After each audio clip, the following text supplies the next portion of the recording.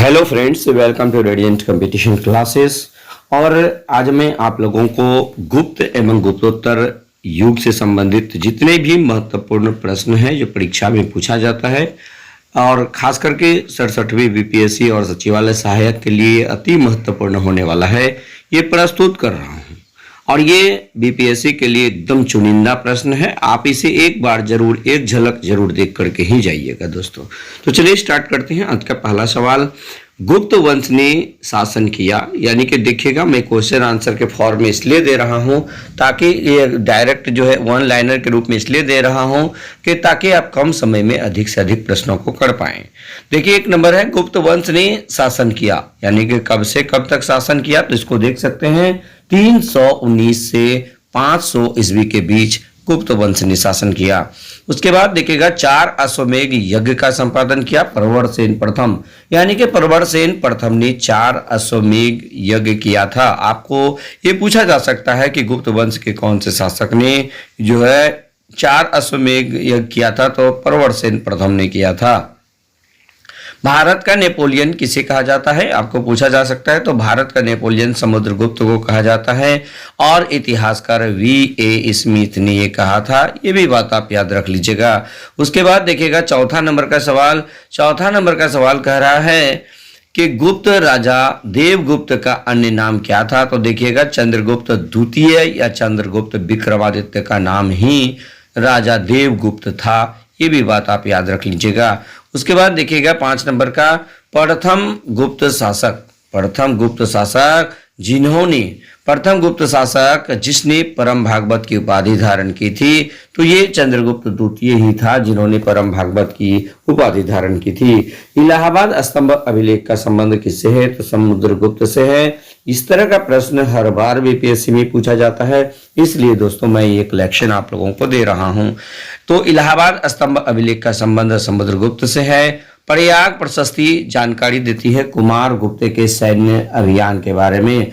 आपको ये पूछा जा सकता है प्रयाग प्रशस्ति किसके बारे में जानकारी देता है, ये ऑलरेडी पूछा हुआ प्रश्न है।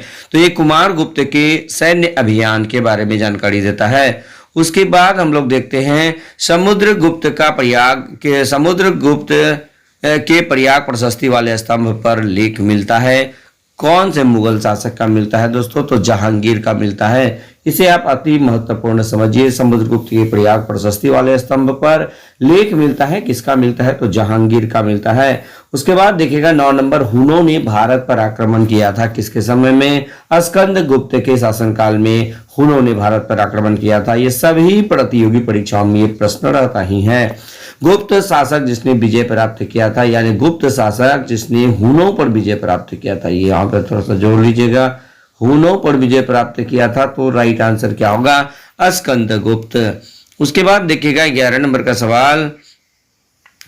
का सवाल है कि वह अभिलेख जिसे ज्ञात होता है कि स्कंदगुप्त ने हुनों को पराजित किया था, भीतरी स्तंभ लेख। ये भी बात आप अच्छी तरह से याद रख लीजिएगा। शक विजेता के रूप में किसे जाना जाता है, तो शक विजेता के रूप में चंद्रगुप्त द्वितीय को जाना जाता है और चंद्रगुप्त द्वितीय को ही चंद्रगुप्त विक्रमादित्य भी कहा जाता है। उसके बाद 13 नंबर में देखिएगा रजत सिक्के जारी करने वाला प्रथम गुप्त शासक कौन था, तो जिसका नाम था चंद्रगुप्त द्वितीय, यानी चांदी का सिक्का जारी करने वाला पहला गुप्त शासक था चंद्रगुप्त द्वितीय। उसके बाद गुप्त काल में उत्तर भारतीय व्यापार ताम्र लिप्ति बंदरगाह से संचालित होता था। ये ताम्र लिप्ति दोस्तों ऐसे देखिएगा, ये ताम्र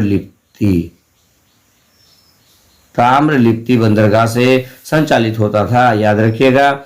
उसके बाद कालिदास चंद्रगुप्त द्वितीय के शासनकाल में रहते थे। आपको ये पूछा जा सकता है कि कालिदास किसके शासनकाल में रहते थे, तो ये कालिदास जो है चंद्रगुप्त द्वितीय के शासनकाल में रहते थे। सती प्रथा का प्रथम साक्ष्य एरन अभिलेख से मिलता है, ये भी इंपॉर्टेंट क्वेश्चन है। उसके बाद देखिएगा गुप्त वंश, यानी कि देखिएगा सती प्रथा का प्रथम साक्ष्य एरन अभिलेख से मिलता है। गुप्त संवत की स्थापना चंद्रगुप्त प्रथम ने किया था। ये दारोगा मेंस में भी पूछा था कि गुप्त वंश की स्थापना किसने किया था, तो गुप्त संवत की स्थापना किसने किया था? तो चंद्रगुप्त प्रथम ने किया था।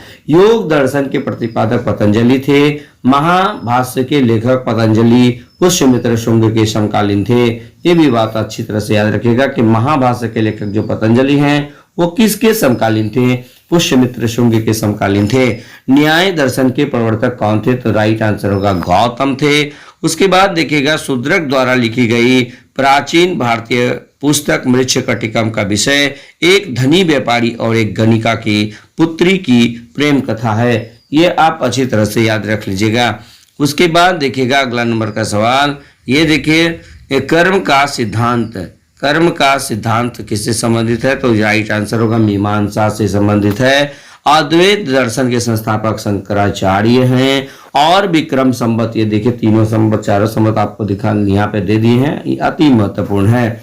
विक्रम संवत 58 ईस्वी पूर्व, और शक संवत 78 ईस्वी, और गुप्त संवत 319 से 320 ईस्वी, और एक कली संवत है, ये कली संवत है 3102 ईस्वी पूर्व। आप ये चारों के चारों अच्छी तरह से याद रख लीजिएगा। उसके बाद भारत में मुसलमान शासन का युग कब से? 1192 होगा दोस्तों। ये 1192 यानी कि तराइन के द्वितीय विश्व युद्ध के बाद स्टार्ट हुआ था। ह्वेन-त्सांग हर्षवर्धन के शासनकाल में भारत आया था।